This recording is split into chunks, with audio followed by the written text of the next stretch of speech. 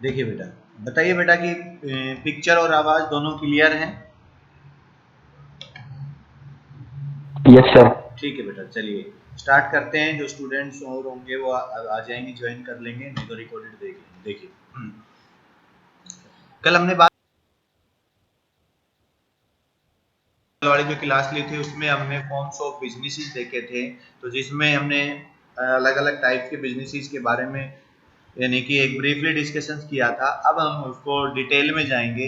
तो सबसे पहले हम बात करते हैं बेटा कि सोल प्रोप्राइटरशिप जो एंटरप्रेन्योरशिप होती है वो क्या होती है। तो इसके बारे में हम देखना है कम्प्लीटली।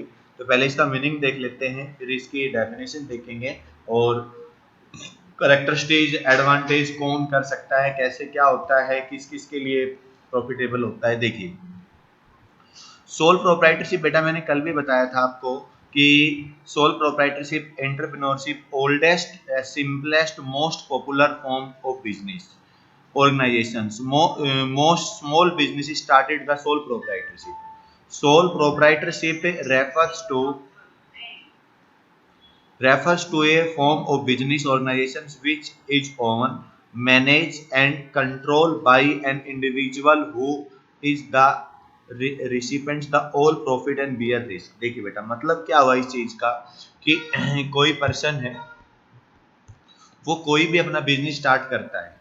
जो भी बिजनेस वो स्टार्ट करता है तो सिंगल पर्सन ही वो अपना बिजनेस की एक्टिविटीज को रन करता है। उसमें वो उसको मैनेज भी अपने आप पूरे को खुद मैनेज करता है, कंट्रोल करता है और सारे के सारे प्रॉफिट्स और रिस्क या लॉस सारे वो खुद ही वहन करता है। तो इस टाइप का जो बंदा काम करता है, अपने बिजनेस को करता है, उसको बोला जाता है सोल प्रोप्राइटरशिप। देखिए इसमें जो कि oven manage control by an individual, यानी इंडिविजुअल के द्वारा ही वो बिजनेस स्टार्ट किया जाता है, मैनेज किया जाता है और उसको कंट्रोल भी किया जाता है। The individual barriers all risk and receives all the profit. तो वो जितने भी प्रॉफिट्स एंड लॉस होंगे वो सारे के सारे वो खुद ही बियर करता है। The individual is the sole only owner of a business. तो यानी कि जो इंडिविजुअल्स हैं वही उस बिजनेस का क्या रहेगा, पूरे का पूरे कंप्लीटली बिजनेस का ओनर रहता है। उस किसी और की कोई रोल नहीं होता, कोई और इंटरफेयर नहीं करता। द इंडिविजुअल रिस्पॉन्सिबल पे ऑल द बिजनेस डेब्ट्स। जितने भी बिजनेस ने लोन लिए हुए हैं, उधार ली हुई है, वो खुद पे करता है। पर्सनली सोर्सेज, या तो बिजनेस या फिर पर्सनल सोर्सेज खुद ही पे करेगा। ठीक है, जैसे कि फॉर एग्जांपल दिया है कि Aman running the book cafe a sole proprietorship, यानी कि उसने एक बुक शॉप ओपन की खुद ही। और run cafe is the help of service by but responsible everything related to running the business. उसने सर्विस के लिए हेल्प ली एक बुआई के, एक लड़के की, लेकिन रिस्पॉन्सिबल वो खुद है सारे बिजनेस को रन करने में, आगे बढ़ाने में। ठीक है, जैसे कि हम बात करते हैं रिटेल शॉप होती हैं, ब्यूटी पार्लर्स होते हैं, हेयर सैलून होते हैं, स्मॉल रेस्टोरेंट्स होते हैं, ये सब क्या होते हैं, मैक्सिमम्स जो हैं वो सारे सोल प्रोप्राइटरशिप में ही ओपन होते हैं। ठीक है, तो डिफरेंस डिफरेंस ऑथर्स ने इसकी डेफिनेशन दी है, एक डेफिनेशन को पढ़ लेते हैं। Soul trader business is a type of business unit where one person solely responsible providing the capital for bearing the risk of enterprise by the management of business।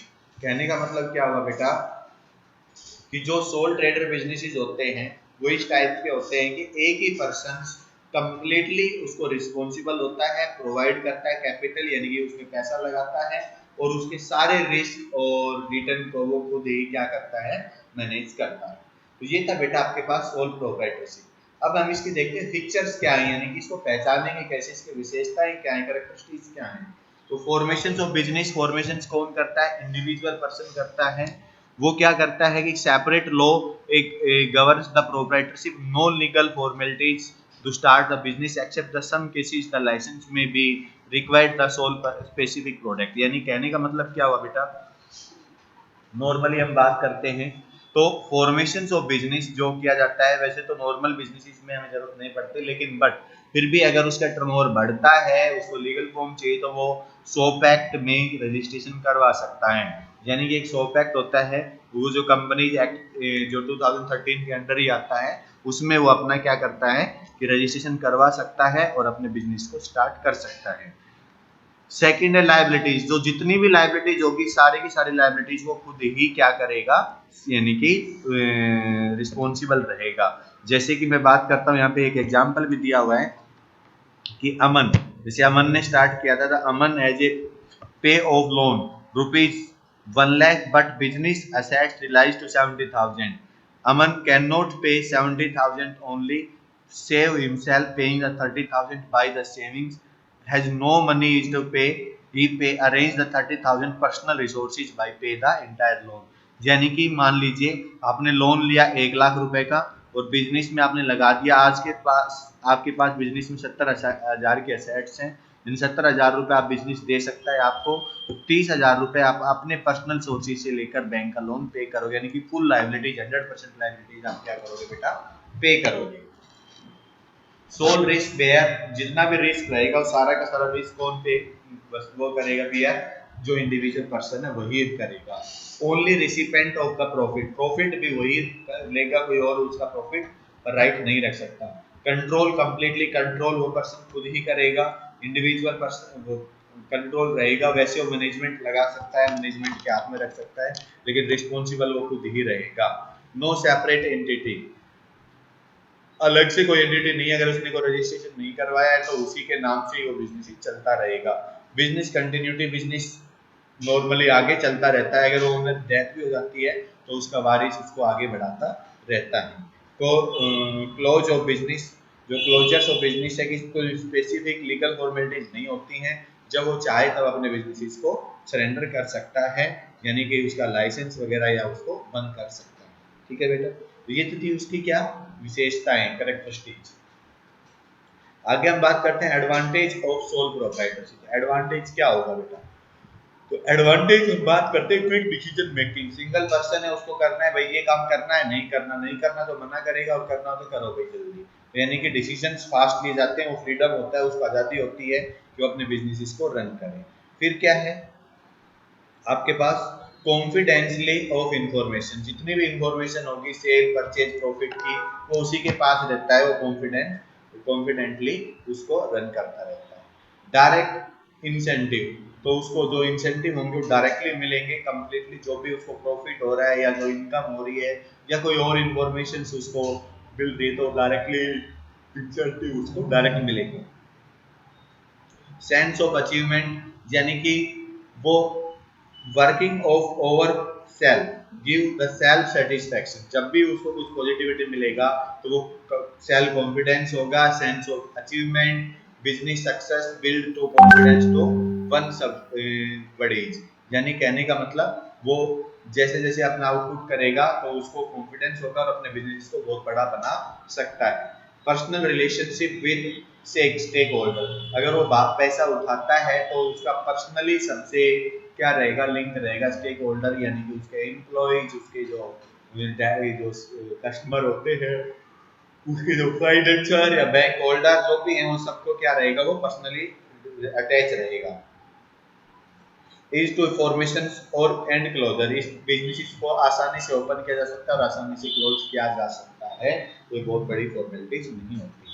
तो ये था बेटा इसके एडवांटेज। लिमिटेशंस क्या होंगी, तो लिमिटेड रिसोर्सेज, क्योंकि single person है, सिंगल ही कैपिटल लगाएगा तो वो सिंगल ही सोच सकता है, सिंगल ही मतलब थोड़ा ही एक बाउंडेशन होगी, कैटेगरी होगी कि वहां तक ही उसमें काम कर पाएगा, तो ये क्या है, लिमिटेड रिसोर्सेज उसको मिल पाएंगे। अगर ज्यादा पर्सन होते हैं तो वो ज्यादा लंबे पीरियड तक यानी कि ज्यादा बड़ा बिजनेस कर सकते हैं, बट सिंगल पर्सन है तो वो उसके लिए कुछ रिसोर्सेज क्या होते हैं, लिमिटेड ही होते हैं। Limited life of business concern, तो जब वो पर्सन थक जाता है या वो ओल्ड हो जाता है या फिर उसको लगता है कि अब नहीं करना है बिजनेस, तो वो लो कॉन्फिडेंस होने के कारण वो उसको बंद भी कर देता है, यानी कि लिमिटेड लाइफ होती है इस बिजनेस की।